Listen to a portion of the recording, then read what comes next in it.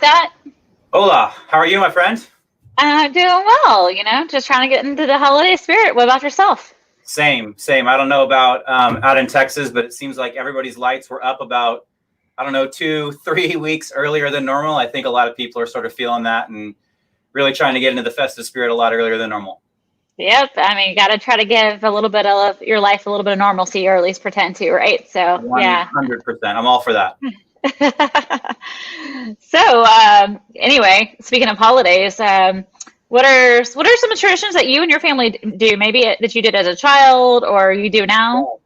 Yeah, this is one of my favorite times of year. Obviously, there's stress involved in buying presents and in-laws and family and that kind of thing. But there's really two things I always come back to from my childhood. We always used to make monkey bread, or it may be called something different where everybody lives around the world. But it's basically like bread and cinnamon and butter, which I don't know how you can go wrong with that.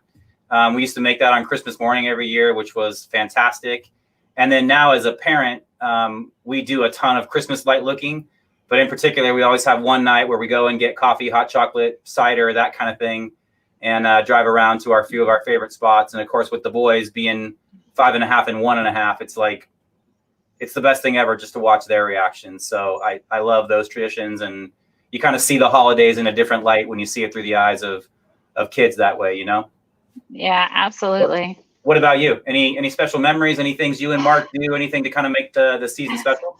Yeah, so I would say as a child, one of the things I remember most about the holidays time was spending time with my grandmother. I had one grandmother who was alive when I was a child, and she was an avid sewer, and so she and I used to sit down and actually sew Christmas ornaments and make them. So that's one of the things that has stuck with me. And she passed when I was 10, but just being a young child, that's just forever with me. And when I see that ornament hanging on my parents' tree, it just brings back great memories, right?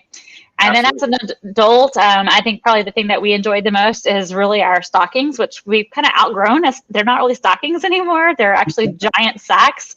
But we have a really good time just filling each other's Santa sacks, if you would, with funny gifts, all sorts of crazy things. So you never know what's surprises you're gonna open in there. And then in our stockings, we actually wrap every single thing. So it's like an event to open, tons of little trinkets, and they're all individually wrapped. So that's about what we do. and knowing your guys' sense of humor, I can only imagine there's some pretty quality gifts and some good one-liners in there. I'd like to have us film that sometime so we could all watch it. That's got to be a good time. Yeah, totally.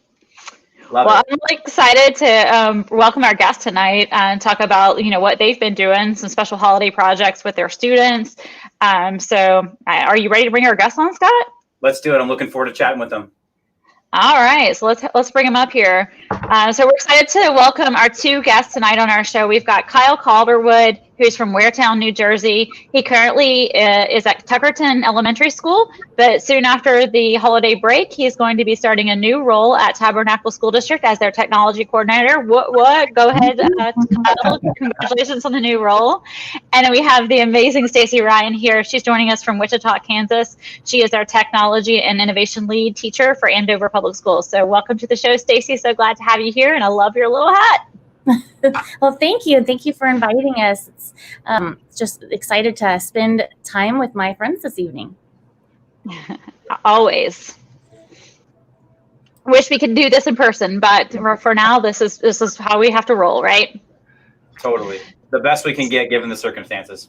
Yeah. So we brought Kyle and Stacey on the show tonight since we're trying to get in the holiday spirit, a little festive, but they have put together an amazing project they've been working on for many years now. So how about you guys tell us a little bit about the Christmas card project? How's it going? To give us a little history behind it, what's going on right now, great memories, all those good things. Yeah, sure. So I started this project, I guess it was like 5 years ago now.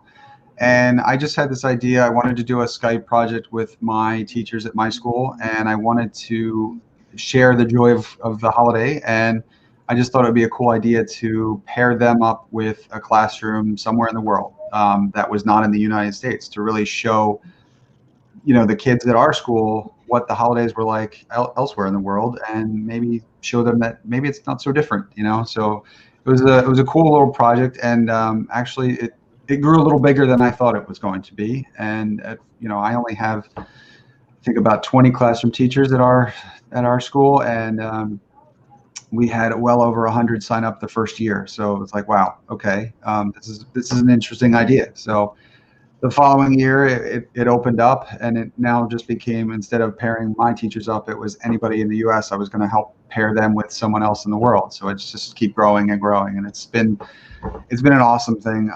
The first year, I can remember one of our second grade classes, they got cards from Australia, and the kids, physical cards. So that was one of the things. I wanted physical cards for the kids to decorate, create, and then share with someone else. And this class got cards from Australia, and the kids in our class were like, why are there beaches and sand and on this? And then we had to explain that, that part of the world right now, it's their summer. So it was a learning science lesson. Yeah, so that was fun. It was exciting to see them. And over the years, they've shared all the teachers that have participated have shared their experiences on Twitter and social media. And so it's great to see the kids' interactions. And Stacy's been helping me this year because things are just crazy, obviously, for everybody. So Stacy and I work well together. So I was like, hey, you want to help?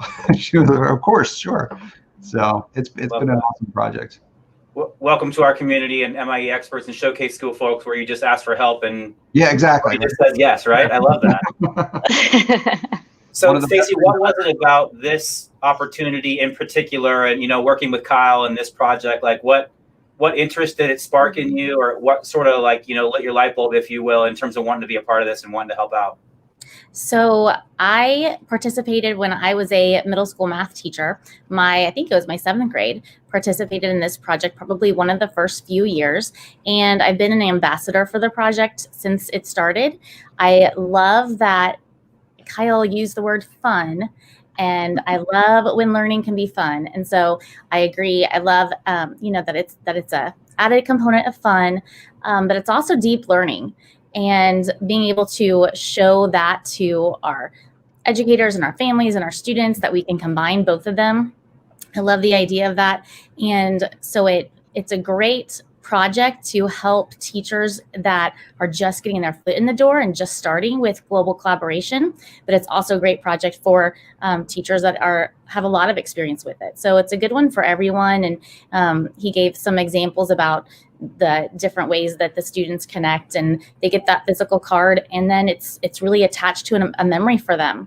And so I've heard stories, and some of my own students here in my district, they keep those cards forever, and it's part of their scrapbook and something that they attach a memory to. So it's that connection to what they were learning, and it's a memory of that school year. So I've been an ambassador for this project. And so when he asked me, number one, exactly like you said, that's what the MIE expert community is all about, is supporting one another, asking for help.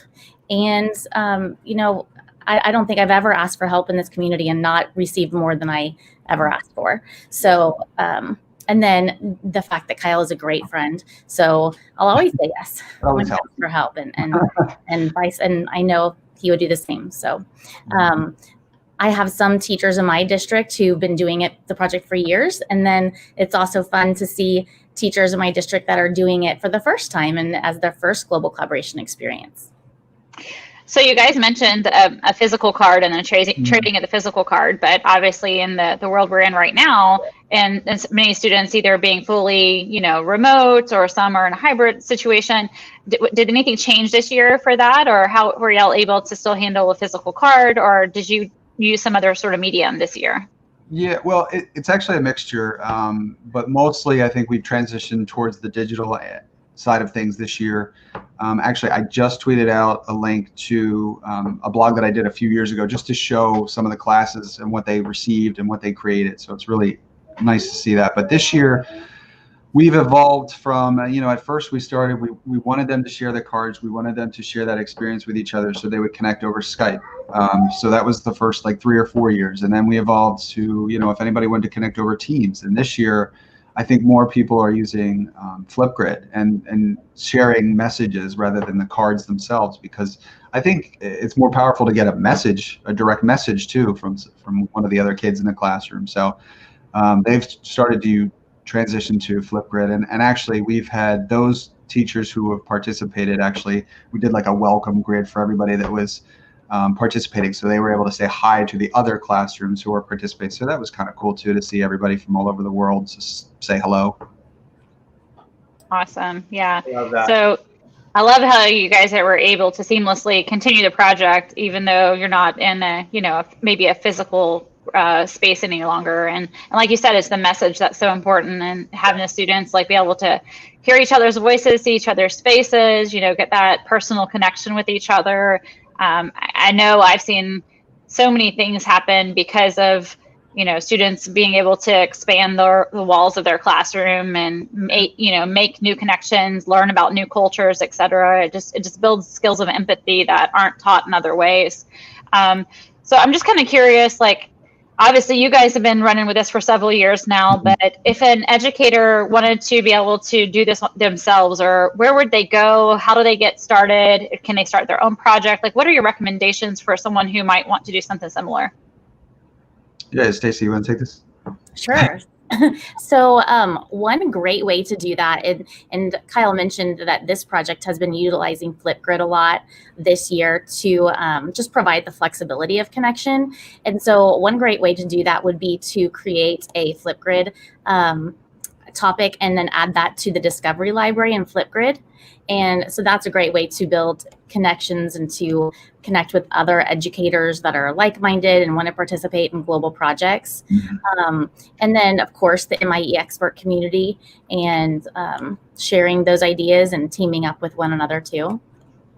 Kyle, what would you add to that? I was going to say, you could actually, so on Flipgrid, they just started, well, I guess it's been a little longer, but it's starting to expand now that you can be a grid pal. So you can connect with classrooms around the world just by jumping on their grid pals. So that's a fun way, because unfortunately the Skype in the Classroom site has transitioned away from that. So this is now a natural extension of that. So you can actually, instead of going to the Skype in the Classroom site to find a classroom, you can now just go to Flipgrid and do the same thing. So that's a nice way to do it. So you can find really anybody that wants to participate anywhere in the world and collaborate with them. Awesome. So we would just suggest that, hey, viewers that are watching right now, if you're not familiar with Flipgrid, if you just go to flipgrid.com, you can sign in with multitude of different accounts as your sign in. And then once you're there, then you can just go and find out more information about how to become a grid pal and find out how to connect with other teachers. So flipgrid.com, pretty easy URL to remember, very easy tool to use, doesn't require a lot of training, which I love. So many tools out there might need several hours of figuring out how to use them first, how to share things with your students, how to get people access, but it's very super simple to use. So definitely love how you guys are using that with this particular project. Yeah, we've had so much generosity over the past couple of years, but this year we had one of our teachers who's participating in Poland, and they have been put into a national lockdown. So she actually wrote to me and said, you know what, since we're on a lockdown, I will create Christmas cards to anyone that wants. So she's been creating Christmas cards to anyone that I've sent her way. It's been pretty cool. So just a lot of generosity, a lot of everybody sharing the holiday cheer. Well, speaking of that, go ahead. Go ahead, Scott. Go ahead. I was just going to say that just the global connection of it all is so amazing. I keep thinking the story you told about Australia and the beaches. Yeah, that's the fact that we could very easily read in a textbook, right? Exactly. On a handout, but just to see it and experience it from another person in that country, and then for you all or your teachers to have that conversation as educators. I mean, I get goosebumps thinking about the learning experience, right? Like what would you share with teachers about the impact that kind of global connection can have, or the stories you've seen or the experiences you've heard from teachers and students throughout this project? Yeah, so actually what I did at the blog that I put out just not too long ago, there's a couple of videos on there that are really powerful. So the way that the project was, and it sort of still works that way, is that the classrooms connect. They have a Skype or a Teams call together to introduce each other. Then they'll get the cards, and then after that they have one more call before the holiday, and they will share what the holiday is like in there. And we've seen such amazing performances, actually. We've seen people do traditional dances. We've had Mr. Russell's class in Ireland. They had a guest talk about Christmas morning and what their mornings were like and how different or not different they were. And so I have a couple of those videos up on the blog. It's really, really cool to see. And, we were talking about grid pals earlier. Sometimes, depending on the grade level that a class is, they are actually learning about a particular place in the world. And Right. so, making that connection, the real world connection to the place that they're learning about. In those grid pals, you can actually search by location. And so if you're learning about a certain country, you can search for a grid pal from that particular location too. Right. And it's always so nice to hear about someone who actually lives there and what their culture is like. So they're not only learning about something that they could pull out of a textbook, but they're getting that immersive experience by learning about the culture and the traditions behind that from the person that actually lives there. So I'm hearing, social studies skills, geography skills, science skills, math skills, writing and communication skills, all sorts of things. So, I think you guys have the curriculum covered. Yeah, exactly. For sure. Yeah. And it's just fun for them. Well, like you said, you've heard stories and have had students literally save these cards and be part of their learning portfolio even as they progress through school. So that means something to them, clearly. And I think these relationships do. I mean, I still remember, back in the day, way, way long ago, way before any digital tools are out there for us to use in the classroom. But I had a pen pal in Alaska, and I just thought that was the coolest thing ever, and couldn't wait to go, visit Alaska at some point in time. So I think those are learning memories that just last with and stay with us forever. So thank you guys so much for sharing all that you're doing. Absolutely. Yep. It's a great project, and I hope we continue. For sure. And I have to say, we've had some great guests on these first few episodes. I just want to point out, it must be the quality of this project and these guests, but our friend Mike Bolson is watching right now, which is awesome. Mike. Super happy to have Mike here. So Mike knew we had some MVPs and VIPs on tonight, so he wanted to make sure he made an appearance. Yeah, and it looks like Scott Nunes has thrown in his link to his Flipgrid. So if anybody wants to join his Flipgrid, he's put it out there for anybody to join. So that's awesome. Well, before we let you two go, we're so excited to have you here tonight and learn from you and have our community of, educator and parents and anyone who's listening in out there learn from you guys. We want to see if you're down for a little bit of lightning round. Oh boy. Sure. Are you ready? Why not? All right. Okay, so how about we just do these little bounce back and forth. So we'll start with Kyle. We'll start with you, and we'll ask you the first question, and then we'll jump over to Stacy, and then we'll just kind of ping pong back. Okay? All right. So I'm going to ask Kyle the first question. Kyle, what is your favorite food? Pizza. Easy. All right, Stacy. Hawaiian pizza. I know. I'm in the minority here, but it's Hawaiian pizza. Hey, you know what? I give you 2 thumbs up for that. I'm thinking the only one in my family who likes it, but I'm all about some pineapple on my pizza. Stacy, what's your favorite holiday? Oh, well, definitely. We're in it. Christmas is my favorite holiday. All right, back over to you, Kyle. What's your favorite sound? Oh, my kids laughing. All right, and Stacy, we're gonna ping pong that one. What is your least favorite sound? Oh, whining, complaining, mean comments. All right, Scott, do you want to round us out? I do. I think you're in the wrong profession in education. We get a lot of that when we're trying, don't we? From teachers and students and parents, the whole across the board. That's what we're doing this time. Yeah. So let's have both of you answer this one. It's kind of a plus or minus question here. Tell me the job outside of education you would most like to attempt and would never want to attempt. Answers to both those. Kyle, we'll let you go first. Oh, gee, thanks. Well, when I was little, the one I most wanted to do was I wanted to be a paleontologist. Love So it. that was my childhood. Yeah. Least, I don't know. I don't know. That's a tough one. Maybe artist, because I can't draw.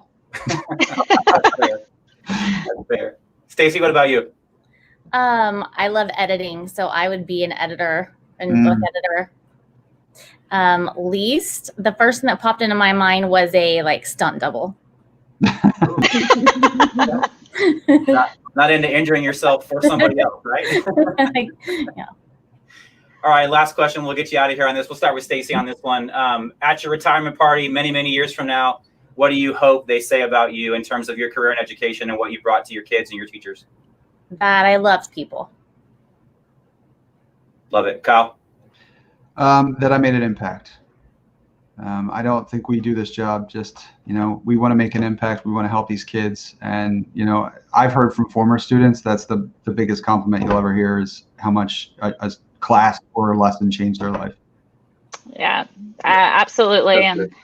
And you guys do. Teachers change lives every single day. I actually just saw a heartwarming story just, like an hour ago. I was just opened up my Facebook real quick and was just kind of browsing, seeing what was going on. And I don't know if you guys remember Margot Day, but she used to be our VP of US Education at Microsoft. She retired a couple of years ago. And she always would tell a story about her teacher that changed her life. Miss Belsvik was her name. And I can't count the number of times that I heard Margot talk about Miss Belsvik and that she, encouraged her that she could do math and science. And she really believed in her, and it led her to a career in STEM, right? And so she always used to talk about her. And Margot just posted that she just had the best day ever because after, having this experience and sharing the story, she finally had someone reach out to her that she went to high school with and said, hey, I know Mrs. Belvik's son. I can get you in touch. So she's finally able to make a connection and find Miss Belvik after all these years and be able to tell her that she really made a difference in her life. So for each of you teachers out there listening, if you ever have those moments where, you're struggling maybe with your career, especially since things are so different, you do make a difference and you change lives every single day. And you produce people like Margot's of the world who maybe didn't believe in herself as a little girl doing math and science, but turned out to be a vice president for Microsoft. So there's endless potential because you guys impact so many lives. Yeah, I tell this story all the time, but of all the people, I was in drama in high school. My drama teacher, I hope he's watching, but he became the biggest impact on my life outside of the classroom. And he may have had that impact on me to get into education, but he was that father figure that I needed at that time. So it was a huge impact. And I would say I see magic happen in the classroom every day, every hour. And I am totally in awe of the teachers that I get to see. And they're amazing. And I know that their students and their parents think they're amazing. So I just encourage people to tell them because they are doing such great things every single day. Right. Yeah. Love it.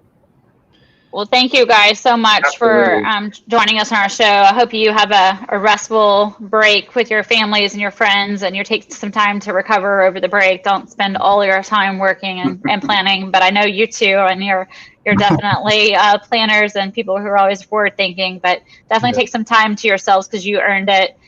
Scott and I are going to stay on the show. You guys are welcome to stay on as well. We're going to talk about a few more things and recognize some educators. But thank you guys again for joining. No, thank you for the invite. Thanks. Appreciate it. Yeah. Thanks, you guys. Have a great night.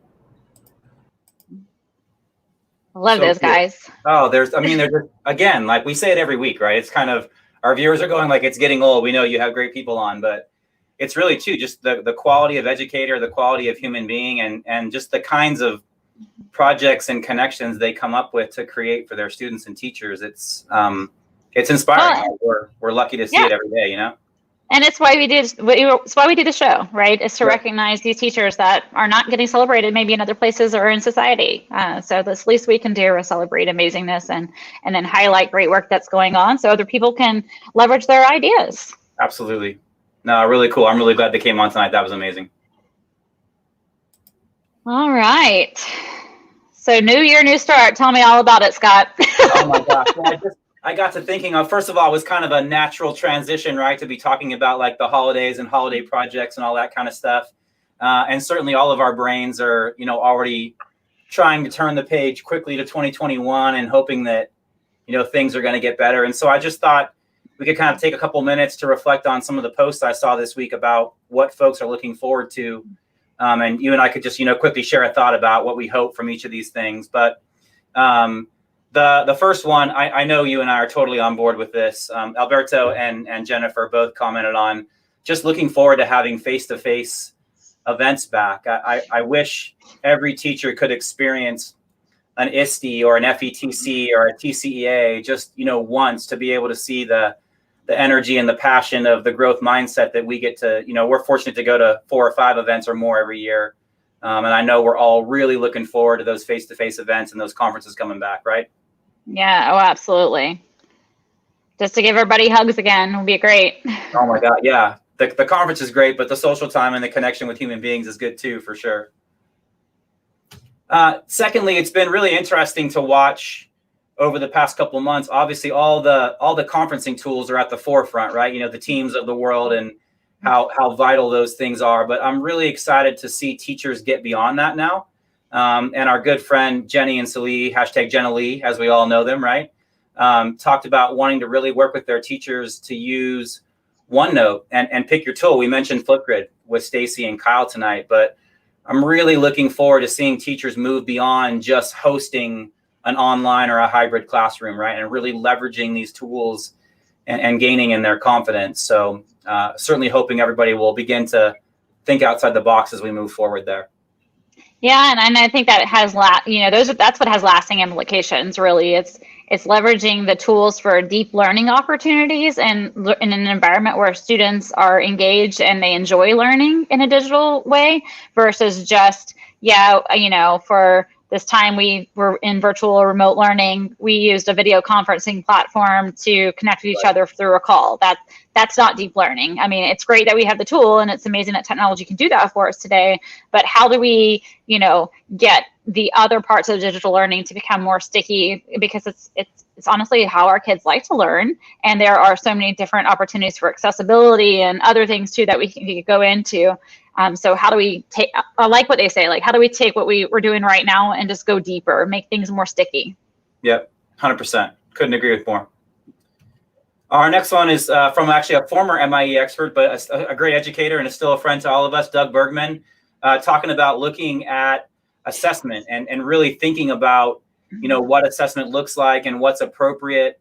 And I don't know about you, Robin, but I can't remember the last time in my professional career that I was given a 75-question multiple choice test, and that was a determining factor on how I was performing in my job. And it's never. Really, right? That's my point, right? It's like it's all performance-based and collaboration and social interaction with your coworkers. And I really hope that this pandemic has opened our eyes to different ways that we can assess and look at what students are learning and then how we're teaching it, right? And really connect those dots there. I'm sure you're thinking and hearing and seeing the same things. Yeah, it's creative problem solving versus regurgitation, like Doug said. Yep. And the last one is from our good friend Andrew Fitzgerald out here in California. If you don't follow Andrew, please follow him. Just know he's going to blow your mind with like complex problem solving and projects that you're probably not ever going to understand in your life. But he's brilliant and he does a lot with Power Apps, Power Automate. But in particular with this, I'm really hoping teachers look to technology to save them time, to automate some of those processes of, the administrative part of teaching that takes up, in some cases, all of our day sometimes, and we don't have time to really work on, addressing one student's needs or a small group. So whether it be Power Apps and Power Automate or other things that you can find, think outside the box to really be creative and free some time up for yourself. Yes, because we all know that's the one thing that no one has enough of is time, right? Oh my God. So automation is great for time saving for sure. It is, no doubt about it. Andrew is an amazing resource for sure. He's incredible. I learned so much from him. And if he says 55 things, I've got to pull like 3 or 4 because if I try and learn all of them, I'm just going to get overwhelmed. He's a genius and a creative whiz for sure. He definitely has that creative mind to work at it. Yes, for sure. So we hope you appreciated those ideas and those thoughts from educators. But I know, Robin, every week we always want to celebrate the amazing education work that's being done from some of my friends in the community. So I will kick it over to you for our Epic Educators of the Week. All right. I think we have an epic educator. Our first one is actually watching live right now. So shout out to Andy. I see you're online right now, or at least you were just a couple of minutes ago because you've been posting in the chat. Andy has created his Classroom in Minecraft Education Edition with a little inspiration from our friend Stephen Reed. So Stephen, if you're out there online, I'm sure he's sleeping right now. He's on the other side of the world. But if you follow Andy on social media, you can definitely check out the video tour he shared of his room. It is super, super cool. Very cool. Great work being done there for sure. Our next epic educator is coming to us from Georgia, Lisa, giving Lisa a shout out. She has been showing off her students' activities during Computer Science Week and Hour of Code. She's using a robot mouse and coding activities to engage students and give them real hands-on experience. So we love the implementation of Hour of Code and getting your students access to experiences that they may not be having elsewhere. So shout out to Lisa. And our next educator goes out to Susanna Calvary. Susanna's coming to us from Washington State. She lives in the Seattle area. And in all of this craziness, Susanna has some time to improve on her own skills in learning how to code in Minecraft. We just love educators who not only recognize the need for personal professional growth mindset, but also celebrate their accomplishments. So kudos to her for not only stepping out and learning some new coding skills in Minecraft as a teacher, but then recognizing, hey, this was something that I did, and I want to give myself a shout out. We all need to pat ourselves on the back sometime and for other people to recognize the work we're doing. So shout out to you, Susanna, for your continuous growth mindset. And great for us to take time for ourselves, right? We're so focused on trying to get the kids to learn different, and people like Stacy and Kyle who are working with other teachers, we need to remind ourselves to take some time for a little self-care, whether professional or personal. We need a little bit of that time as well, especially around the holidays. Yeah, actually, my manager just today in our team meeting did a special shout out to us as a team, all our team members, and said, hey, if there's a little bit of slow time next week before the holidays, it's a great time to take for yourself for some learning. So jump into a course or two. It doesn't have to be a required training, just something that you're interested in learning. So definitely looking forward to taking advantage of some quiet time next week to do my own personal learning. Yep. Hashtag growth mindset, right? Always learning. Always. Love it. So we'll be back with you guys in a couple of weeks. Take a little time off for the holidays. But listen, Robin, I just want to take some time to say thanks for these first 8 episodes. It's been a fun way to kind of close out 2020. And I'm sure you are too. I'm really looking forward to 2021 and seeing where it takes the show and our conversations and everything we're talking about with the amazing educators that we're lucky enough to feature on the show. Yes, absolutely, Scott. Thanks for being my partner in crime and launching this show with me here in 2020. It's one of my highlights of my year, and I hope it is for you too. So thank you guys for joining us and staying with us throughout the episodes. We look forward to seeing you on our next, and have a happy holiday. Thanks, you guys. Don't forget to catch all past episodes on our YouTube channel. We look forward to seeing you in the new year. Have a happy holidays and a happy new year. We'll see you guys soon.